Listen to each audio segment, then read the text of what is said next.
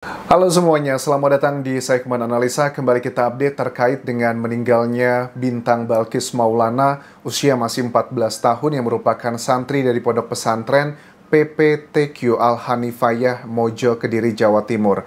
Ini ada beberapa hal yang mau kita update, bahkan keterangan dari kuasa hukum atau pengacara dari 4 tersangka pun sudah berbicara di media massa. Ada timeline yang dimulai atau urutan waktu dimulai dari tanggal 19 Februari 2024, di mana ditunjukkan jejak digital Bintang itu menelpon emaknya atau ibunya yang berada di Banyuwangi bahwa Bintang ini mau pulang. Kemudian sampai di tanggal 24 Februari 2024, ini adalah momen di mana jenazah Bintang itu dibawa pulang ke kampung halamannya. Ada hal yang menarik di sini bahwa ternyata kalau kita analisis dari timeline waktu ini, berarti Bintang ini sudah merasakan kesakitan di pondok pesantren itu beberapa hari. Kenapa bisa seperti itu? Misalnya kita awali di tanggal 19 Februari 2024. Kita sudah bahas di video sebelumnya, sudah aku tunjukkan chat dan juga telepon yang menunjukkan bahwa Bintang itu ngerasa ketakutan. Bintang juga meminta ibundanya untuk menjemputnya di pondok pesantren tersebut. Kenapa dia nggak naik angkot aja, Anjas? Kan angkutan umum juga akan jauh lebih gampang. Bahkan juga kan ada chattingan sama ibunya bahwa apa ibu kirimin uang aja, nggak maunya dijemput karena sudah saking ketakutannya.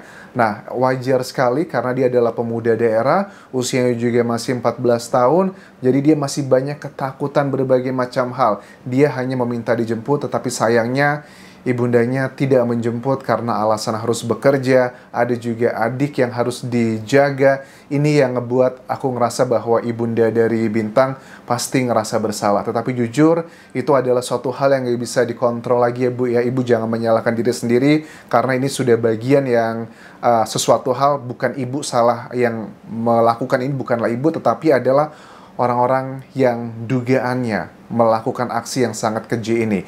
Jadi 19 Februari Bintang sudah minta untuk dijemput.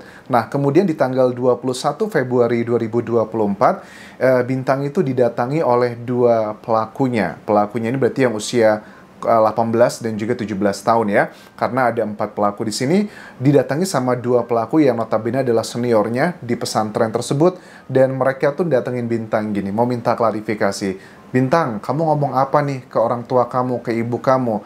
Kamu ini ya ngadu-ngadu A, B, C, dan D yang ngejelek-jelekin kami atau pondok pesantren. Kemudian karena respon dari Bintang menurut mereka ini katanya kurang begitu enak, makanya mereka terpancing emosinya, kesel lah. Di situ dilakukan aksi-aksi yang sudah bisa kalian nilai apa yang terjadi, 2 orang melawan 1. Setelah 2 orang tersebut melakukan aksinya, nyusul ada 2 orang lainnya tersangka juga yang datang, bukannya memisahkan, tapi malah ngebantu melakukan hal-hal yang tidak seharusnya dilakukan ke Bintang. Setelah itu ada 1 orang lagi yang datang dan itu yang memisahkannya. Itu kejadiannya di 21 Februari 2024. 2 hari kemudian di tanggal 23 Februari, ini Bintang dibawa ke rumah sakit Arga Ngadilui. Apa yang terjadi?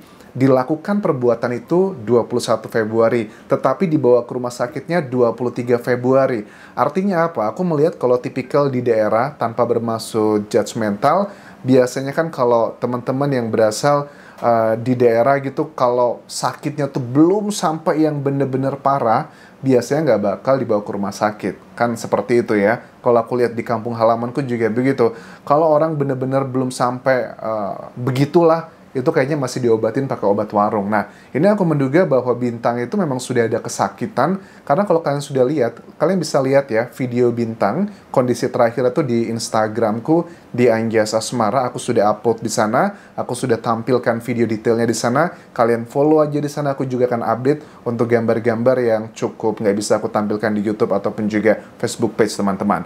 Nah, kemudian di tanggal 23 Februari tersebut dibawa ke rumah sakit Arga Ngadilui, dan ternyata Bintang itu tidak bisa diselamatkan. Ini sebenarnya berbeda loh sama keterangan dari pondok pesantrennya.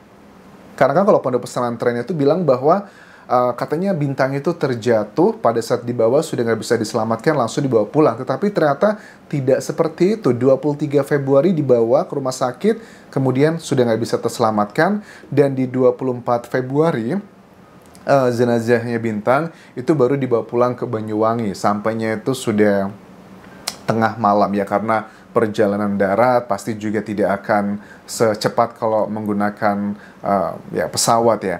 Nah, ini bagian yang buat aku bertanya-tanya sama pihak pesantren ya.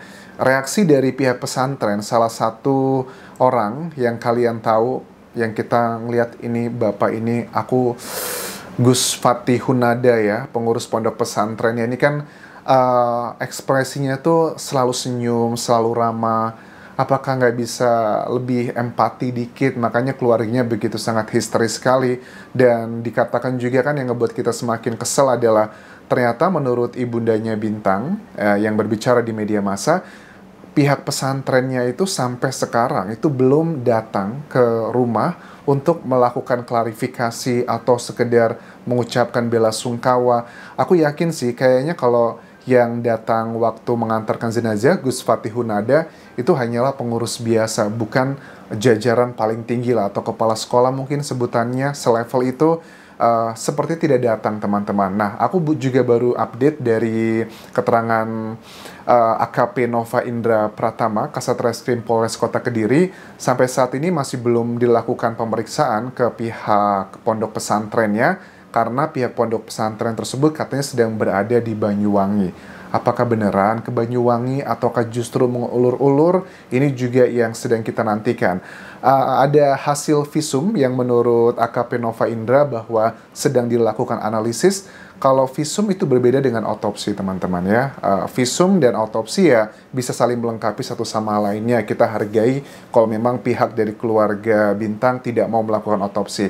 Kalau visum itu ya memang biasanya adalah dilakukan hal-hal yang superficial. Kalau dinilai bagian superficialnya aja, bagian luarnya sudah bisa menunjukkan apa yang terjadi, tidak perlu otopsi ya tidak masalah. Tetapi kalau ingin lebih komprehensif, otopsi lebih baik adalah dilakukan, karena di otopsi itu akan mengetahui dua data yang akan sangat berpengaruh untuk status hukumnya Bintang, karena ibundanya kan selalu mengatakan bahwa kami ingin mencari keadilan untuk Bintang. Karena data dua otopsi itu pertama adalah waktu kematian. Kita pengen tahu meninggalnya bener nggak di rumah sakit, karena kan ini hanya katanya. Orang-orang yang memberikan statement tersebut pun juga menurut aku bukan orang yang punya kredibilitas yang tinggi. Itu yang pertama. Yang kedua adalah mengenai penyebab kematiannya. Apa yang menyebabkan Bintang ini meninggal dunia? Kalau memang dari luka-luka terakhir yang kita lihat, yang sudah aku tampilkan di Instagramku, itu memang ada luka di dada kayak lubang menganga besar. Dugaanku sangat kuat ya, manusia itu kan yang paling punya bagian vital ya, kalau nggak kepala atau dada, yaitu adalah bagian yang paling vital. Jadi kalau jantung, ke arah jantung tersebut apakah terjadi kebocoran di sana? Ini kalau untuk mengetahui penyebab kematiannya, kalau visum setahu aku sih agak kurang bisa valid ya, kurang bisa spesifik. Tetapi kalau dicari tahu penyebab kematiannya dengan autopsi, dibuka semuanya, ini akan bisa kelihatan. Kita tahu bahwa sekarang Bintang sudah dimakamkan dan sudah beberapa hari ya. Kalau harus digali lagi pun menurut aku masih bisa ya, karena waktu kita bahas kasus Subang pun juga sama. Ada otopsi dilakukan 2 kali, yang pertama dan juga kedua. Tetapi menurut aku kalau dilakukan otopsi lagi akan jauh lebih baik, karena juga nanti kan ada tambahan data dengan visum. Dokter yang pertama kali menangani sudah memfoto-foto, sudah memberikan analisis kenapa ini luka-luka A, B, C, dan D. Dengan ditambah otopsi menurut aku akan jauh lebih melengkapi, agar mereka ini nggak bisa berbohong lagi. Karena kenapa aku bilang mereka ini berbohong? Ada keterangan dari kuasa hukumnya para tersangka, bilangnya begini, bahwa mereka ini nggak ada niatan gitu. Nggak ada niatan melakukan hal seperti itu ke Bintang. Alasannya cuma kesel doang dengan perilaku Bintang. Karena sepertinya sering mengeluh dan ketakutan kalau diajak sholat pandangannya kosong. Sebenarnya cuma mau ngasih semangat aja, tapi malah berakibat fatal. Ini sih jelaslah ada banyak kebohongan yang dikatakan. Bintang sekarang sudah meninggal dunia. Dia tidak bisa membela diri, dia tidak bisa menjelaskan apa yang terjadi. Makanya data-data ilmiah termasuk dengan bagian tubuh Bintang yang tersisa saat ini itu akan bisa berbicara banyak dalam tanda kutip. Kalau dibilang katanya Bintang itu kan ada keterangan juga, katanya dia sering kesurupan atau dia sering ketakutan, dia tuh sering bengong. Yang menurut aku ada sesuatu hal yang terjadi. Anak usia 14 tahun, apalagi tipikal profilingnya Bintang ini termasuk anak di daerah, jauh dari orang tua, dia juga dari keluarga yang aku nilai cukup pas-pasan, tidak yang bergelimang harta. Dia ada banyak tekanan, padahal juga di lokasi tempat pondok pesantrennya itu ada saudaranya, sepupunya, tetapi sepertinya memang tidak semua saudara itu bisa melindungi ya. Bahkan ya jangankan semua saudara, Anjas, kadang aja bapak atau emak juga nggak seperti itu. Jadi jangan terlalu berharap banyak. Tetapi bagian yang menurut aku juga bertanya-tanya adalah katanya pandangan Bintang itu sering kosong, terus juga sering kesurupan. Ini menunjukkan bahwa sebenarnya apa mungkin ada sesuatu hal yang terjadi yang sedang ditutupi dari pihak pesantren ini. Bahkan dari kuasa hukum juga mengatakan begini ya, para tersangkanya, kuasa hukumnya bilang bahwa waktu dilihat dari timeline-nya, kan ada Bintang itu kan nelponnya tanggal 19 Februari, kemudian kejadian pertama kali menurut aku mereka, para pelaku melakukan aksinya di 21 Februari, menurut mereka itu, aku yakin bukan yang pertama kali, itu ternyata mereka menanyakan apa yang kamu keluhkan gitu. Ada dua kemungkinan. Si orang-orang yang sok jagoan ini mungkin mau nanya, kamu ngadu ya kalau aku sering mintain uang kamu ngadu ya kalau aku sering giniin gituin. Mungkin mereka ada ketakutan, makanya mereka langsung begitu reaktif. Iyalah, nggak mungkin kalau memang kita nggak melakukan hal yang jahat ke orang, kayak penjahat lah ya. Kalau kita ngancam orang, kalau kamu ngaduin aku lagi, aku laporin lo ke orang tuaku, berarti ada yang sesuatu hal yang mereka lakukan begitu jahatnya. Tapi kalau menurut kuasa hukum para tersangka ini bilangnya ada peristiwa yang lain, mereka ini cuma kesel aja karena mereka terbawa-bawa begitu. Apa? Jadi makanya ini harus digali lebih dalam. Salah satu caranya adalah yang data tidak bisa terbantahkan adalah dari data otopsi. Kita pengen tahu penyebab meninggalnya Bintang ini kenapa. Karena dari 21 Februari sampai dibawa ke rumah sakit 23 Februari itu ada jeda 2 hari. Makanya gak heran luka-lukanya Bintang itu sudah banyak yang biru-biru, dan beberapa dokter otopsi yang aku ajak ngobrol dengan melihat video tersebut, mereka bilang, Anjas, ini lukanya aneh loh, nggak sekedar hal yang seperti itu pada umumnya. Ada sesuatu hal yang unik dalam peristiwa ini.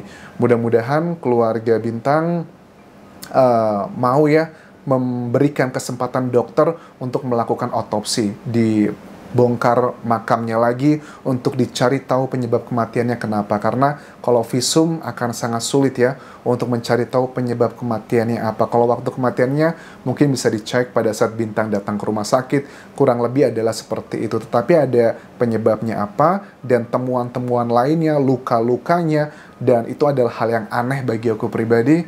Makanya lebih baik dilakukan otopsi. Ini bisa menjadi alat bukti kuat untuk membongkar semua apa yang ada di pondok pesantren PPTQ Al-Hanifayah di Mojo, Kediri, Jawa Timur. Harus kita kawal terus untuk mencari keadilan dari Bintang yang dihabisi begitu sadisnya hari itu, teman-teman. Sampai jumpa semuanya. Dan terakhir, tinggalkan like dan juga komen, subscribe channel YouTube ini, follow Instagram, Facebook, dan juga akun TikTokku di Anjas Asmara. Bye.